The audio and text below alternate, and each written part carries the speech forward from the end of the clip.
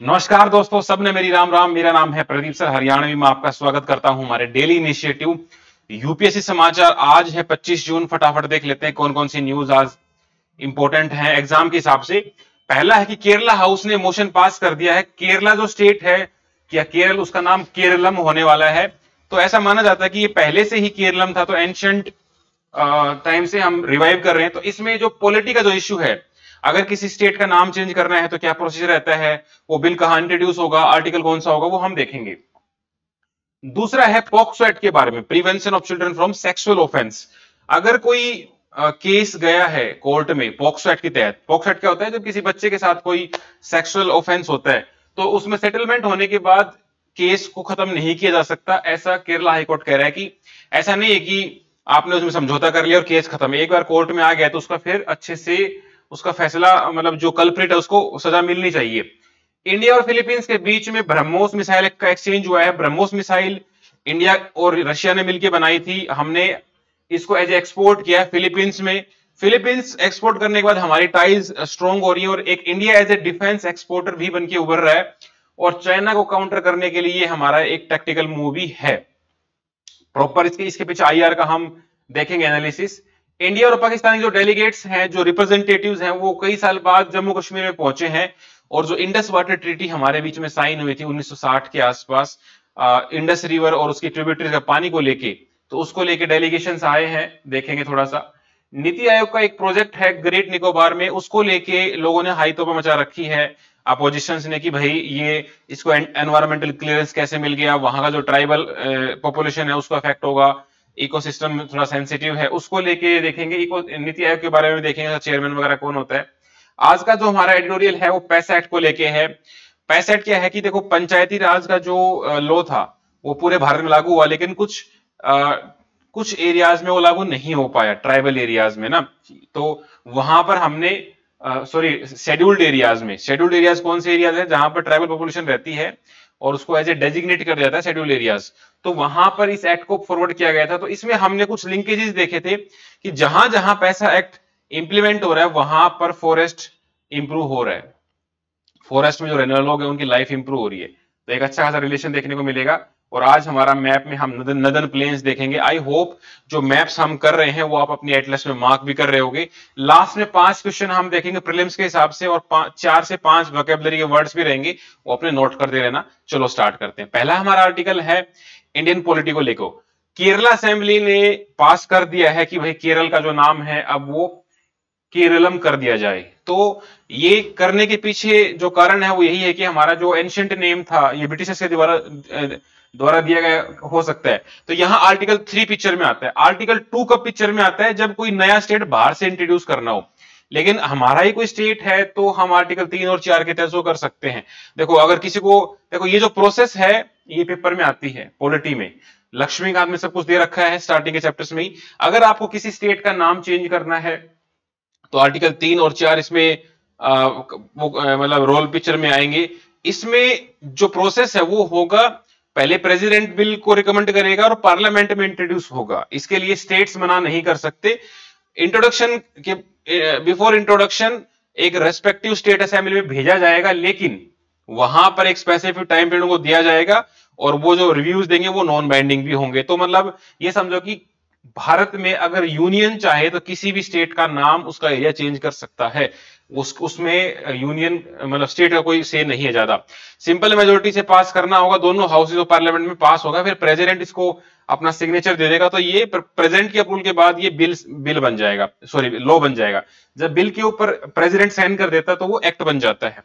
अब जो केरलम है, ऐसा कह रहे हैं कि हम पुराना इतिहास उठा के देखें तो अशोका की जो रॉक एडिक्ट है सेकंड वाली जो 257 बीसी है, वहां पर केरला पुत्रा या केताला पुत्रा लिखा हुआ है। या केरला पुत्रा भी अगर हम देखें तो चेरा जो डायनेस्टी थी उनको हम केरला पुत्रास बोलते हैं। जब हम एंशिएंट हिस्ट्री पढ़ते हैं, चोला, चेरा, पांड्याज, तो उसमें जो केरल वाला एरिया है उसको हम चिरा डायनेस्टी के नाम से जानते हैं, या केरला पुत्रास। ठीक है, जैसे आंध्रा पुत्रास के नाम से भी जगह है, तो ऐसे केरला पुत्रास भी था, तो सन ऑफ केरला इस तरह से। तो इसको हम चेंज कर सकते हैं, हमारी एंशिएंट जो हिस्ट्री है उसको हम रिवाइव करना चाहते हैं। चलो, GS2 का टॉपिक है पॉक्सो एक्ट के बारे में। पॉक्सो एक्ट क्या है? Prevention of children from sexual offence, कि ये समझो कि अगर कोई बच्चा है, लॉ के हिसाब से 18 साल से नीचे जो भी इंडिविजुअल है उसको हम चाइल्ड मानते हैं, और अगर 16 साल से नीचे किसी के साथ सेक्सुअल ऑफेंस होता है, मतलब रेप होता है या इस तरह के, तो उसको 20 साल या आजीवन कारावास सजा भी है, इवन फांसी भी हो सकती है। तो इसको लेके ना बच्चों को लेके ये समझो कि इंडिया में हर दूसरा बच्चा सेक्सुअली अब्यूज्ड है। सेक्सुअली अब्यूज का मतलब सिर्फ इंटरकोर्स से नहीं होता है, बैड टच, गुड टच, या उसको पोर्नोग्राफी दिखाना, या उसको इंजेक्शन ड्रग्स देके उसकी सेक्सुअलिटी को जल्दी मैच्योर करना, काफी सारे एक्ट हैं। तो बच्चों को बचाने के लिए ये एक्ट था। तो हाईकोर्ट ने बोल दिया कि it can not be dismissed only on the basis of settlement, कि मान लो किसी बच्चे के साथ कोई सेक्सुअल असोल्ट हुआ, बाद में पता लगा कि वो हमारी फैमिली में ही है, तो उसको सेटलमेंट कर लिया। तो ये मुद्दा ऐसा नहीं कि आपने अपने परिवार के लेवल पे सेटलमेंट कर लिया तो वो डिसमिस हो जाएगा। तो एक अच्छा मूव मैं मानता हूं कि बच्चों को लेके हम सेंसिटिव हो रहे हैं, तो बहुत ही अच्छा मूव निकल के आया है केरला हाईकोर्ट के द्वारा। चलो, तो पॉक्सो एक्ट के बारे में कुछ डिटेल देख लेते हैं। तो फुल फॉर्म आपको पता रहना चाहिए, prevention of children from sexual offence. बच्चों के लिए एक हेल्पलाइन भी है, चिल्ड्रन हेल्पलाइन 1098 1098। तो वो भी आप ध्यान रखना, आपकी एनसीईआरटी के पीछे लिखा रहता है। तो इसका एम ऑब्जेक्टिव क्या है? सिंपल है कि बच्चों को सेक्सुअल असोल्ट से बचाना है, या सेक्सुअल हरासमेंट है, पोर्नोग्राफी दिखाते हैं, इसके लिए स्पेशल कोर्ट भी है, जितना जल्दी हो सके उसको हम ट्रायल कर पाए। तो इस सारे केस में जो प्रोसेस होता है, कोशिश की जाती है कि वो चाइल्ड फ्रेंडली रहे। जो पुलिस स्टेशन वगैरह होते हैं उनमें भी रंग बिरंगे ऐसे कार्टून वगैरह बनाए जाते हैं ताकि बच्चों को थोड़ा सा चाइल्ड फ्रेंडली माहौल दे पाए हम, क्योंकि बच्चे वो इनोसेंट होते हैं, उन्हें मोस्ट ऑफ द केसेस पता भी नहीं रहता उनके साथ क्या हो गया है। तो इस तरह से हम चाहते हैं कि बच्चों के साथ ऐसा ना हो। तो देखो 16 साल से नीचे आपने ऐसा कुछ किया तो 20 साल या लाइफ टाइम भी हो सकता है।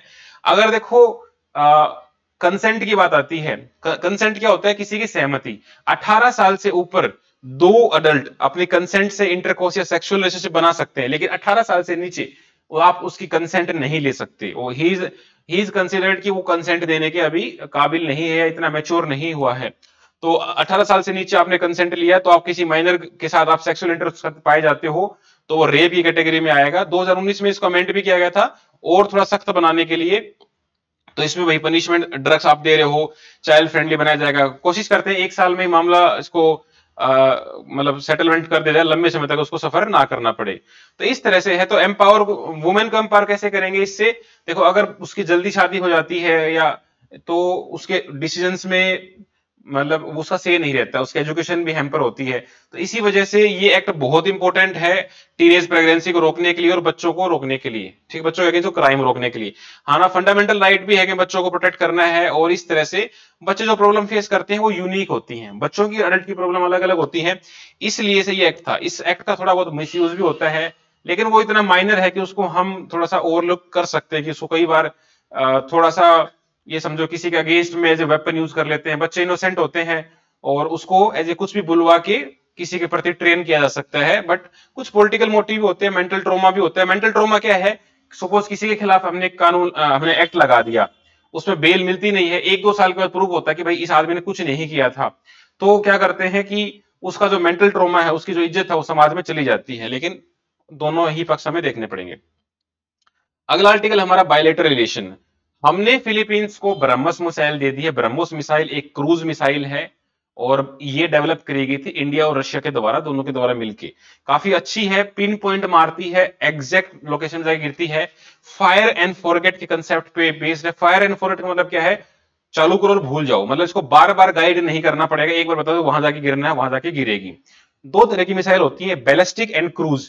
बैलिस्टिक मिसाइल वो होती है जो एयर के एटमोस्फेयर, मतलब अर्थ के एटमोस्फेयर से निकलती हैं और फिर ग्रेविटी से नीचे आती हैं। जबकि क्रूज मिसाइल क्या होती हैं? अर्थ के पैरेलल चलती हैं, ठीक है। तो इसकी काफी अच्छी खासी रेंज है, करीबन 2300 किलोमीटर के आसपास इसकी रेंज है।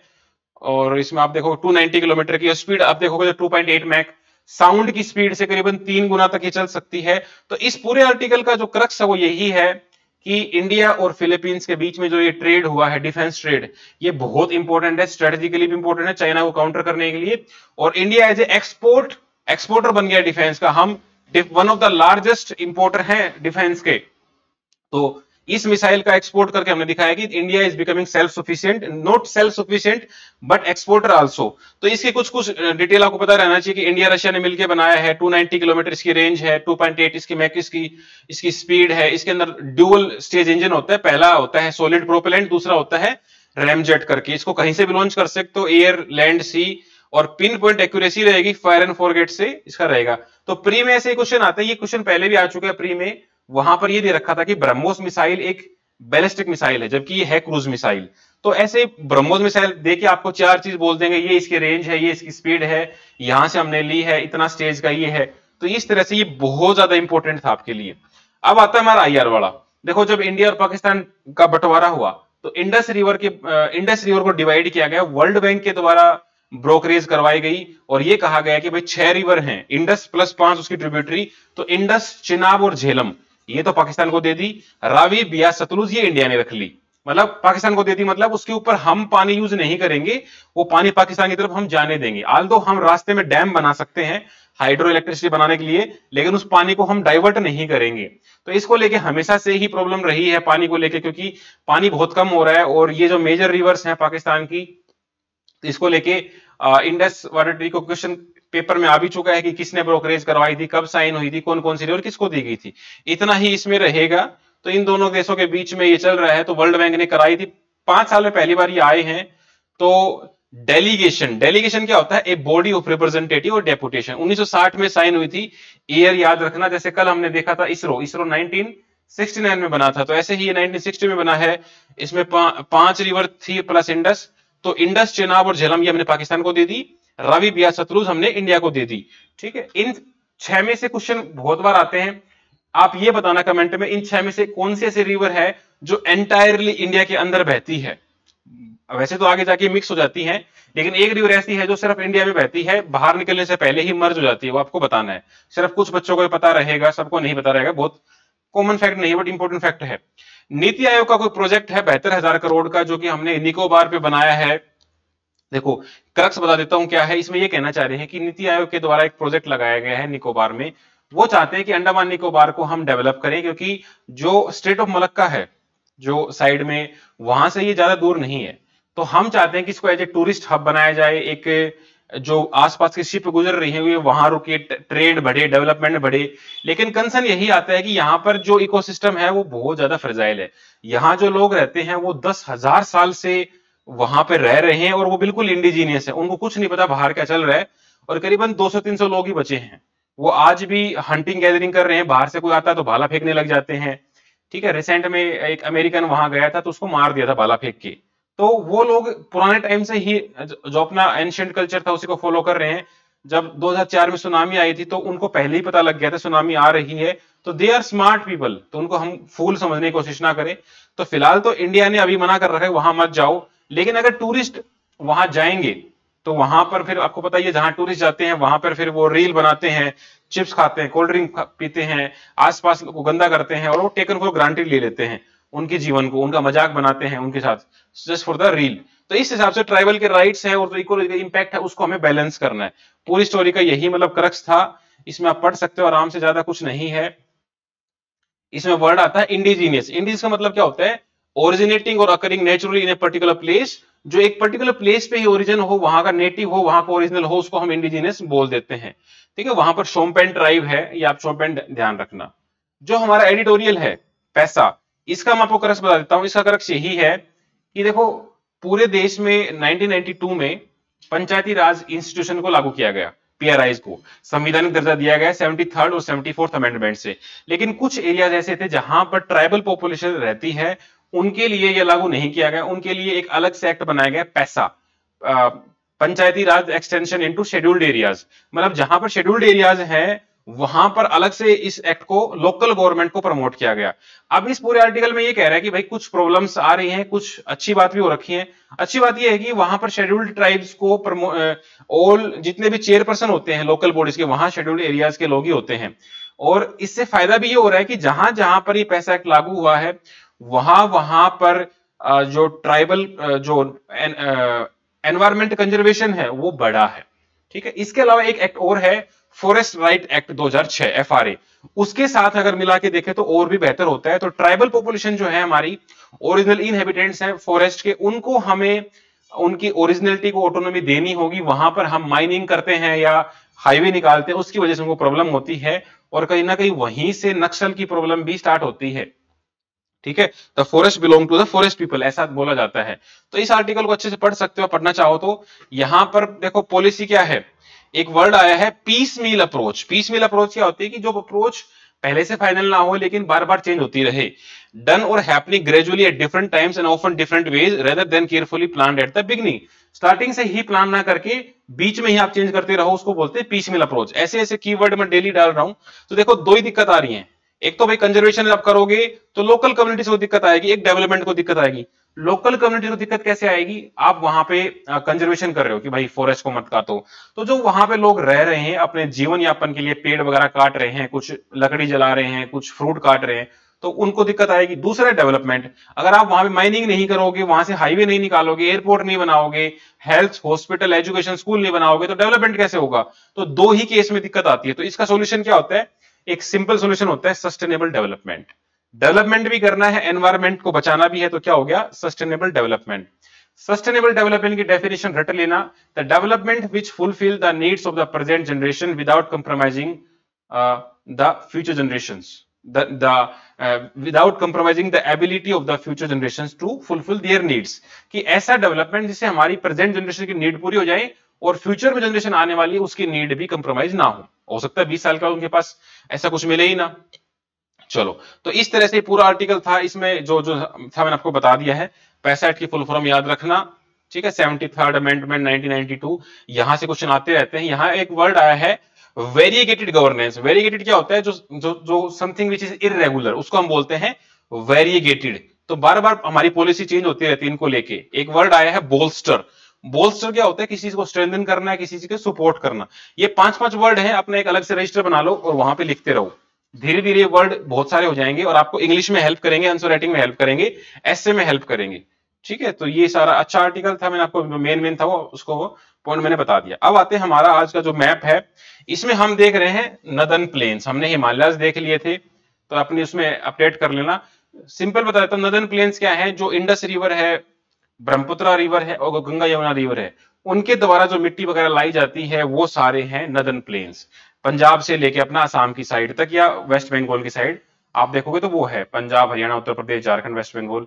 यहाँ पर वर्ल्ड का लार्जेस्ट डेल्टा बनता है। यहाँ पर देखो 4 चीज आती हैं जो क्वेश्चन आता है डायरेक्टली। ऊपर हिमालयज हैं, फिर आता है भाबर, फिर तराई, फिर भांगर, फिर खादर। 4 चीज आती है। इन चारों चीजों को अरेंज करने के लिए बोला जाता है नॉर्थ से साउथ, भाबर, तराई, भांगर, खादर। तो इसकी ट्रिक हमने बना रखी है, भाई तू भाव मत खा। भाई से भांगर, सॉरी भाबर, और भाव तू से तराई, और भाव से भांगर, और के से खादर। बांगड़ और खादर तो एलुवियल के ही 2 रूप हैं। जो नई मिट्टी होती है उसको हम खादर बोल देते हैं, पुरानी एलुवियल मिट्टी होती है उसको हम बांगड़ बोल देते हैं। बांगड़ से याद रखना, बांगड़ मतलब पुराना लठ जो बूढ़ा आदमी लेके चलता है, बांगड़। और खाद क्या होती है, नई फसल में डालते हैं तो खादर। हमें कंफ्यूजन सिर्फ इसमें आएगा भाबर और बांगर में। तो भाबर पहले आता है, भाई, BHI भाई, ठीक है। तो भाबर क्या होता है, भाबर वो एरिया होता है जहां पर मोटे मोटे पत्थर रिवर लेके आती है। तराई वो रीजन होता है जहां पर रिवर दोबारा से निकलती है, यहां पर पत्थरों में खो जाती है, रिवर दोबारा से निकलती है तो वहां पर स्वैम्पी रीजन हो जाता है, जैसे कीचड़ टाइप का, उसको हम तराई बोलते हैं। और बांगर खादर क्या है, ये एलुवियल प्लेन्स हैं, जो नए हैं उसको हम खादर बोल देंगे, पुराने को एलुवियल बोल देंगे। बस इतना ही आपको याद रखना है, ठीक है। पूरा क्रक्स मैंने आपको इसमें बता दिया है। ये डायग्राम याद रखना, पहले आता है भाबर, फिर तराई, फिर बांगर, फिर खादर, ठीक है। इन सब के बारे में इतना ही पेपर में आता है आज तक जितना भी हमने देखा है। चलो, ये हमारा इंडस रिवर का वो है, ये आप देख लेना, ठीक है। आज के जो 5 क्वेश्चन है वो देखते हैं। काफी बच्चे आंसर कर रहे हैं, हम रियली इंप्रेस्ड कि कुछ बच्चे रेगुलर हैं। यही डिफरेंस होता है, जो बच्चे रेगुलर होते हैं, जो बच्चे इरेगुलर होते हैं, कि एक दिन भी मिस नहीं करना है, डेली लिखो, और लिखते लिखते एक हैबिट बन जाएगी। 21 दिन अगर आप डेली लिख देते हो तो 22वें दिन आपको दिक्कत नहीं आएगी, ये रूल होता है। Right the ancient name of the rivers Chenab, Jhelum, Ravi, Beas, Sutlej. ये 5 रिवर मैंने लिखी हैं, इनके एंशिएंट नाम आपको लिखना है गूगल करके, पेपर में ये अक्सर पूछे जाते हैं। दूसरा है, जो इंडस वाटर ट्रीटी हुई थी इंडिया और पाकिस्तान के बीच में, वो कब हुई थी और किसने कराई थी? दो क्वेश्चन आपके सामने होंगे, जिसने ढंग से सुना है वो इसको आंसर कर पाएगा। तीसरा है नीति आयोग का चेयरपर्सन कौन होता है? ये गूगल करके आपको लिखना पड़ेगा, ठीक है। और नीति आयोग कब बनाया गया था ये भी आप बता देना, ठीक है। थोड़ा सा एडवांस में चलो। बांगर, खादर, तराई, भाबर, इन चारों को अरेंज करना है नॉर्थ से साउथ। इस बार भी क्वेश्चन आया था, जो गंगा की जो ट्रिब्यूटरीज हैं उनको लेफ्ट से राइट अरेंज करवाया था 2024 के यूपीएससी प्रीलिम्स में। तो ये क्वेश्चन बहुत इंपॉर्टेंट है। पांचवा क्वेश्चन है व्हाट इज 9 डैश लाइन? सबको नहीं पता रहेगा लेकिन बहुत इंपॉर्टेंट चीज है, गूगल करके देखना 9 डैश लाइन क्या होती है और कमेंट करके बताना। तो ये आपको पता रहना चाहिए। तो this was all for today, thank you.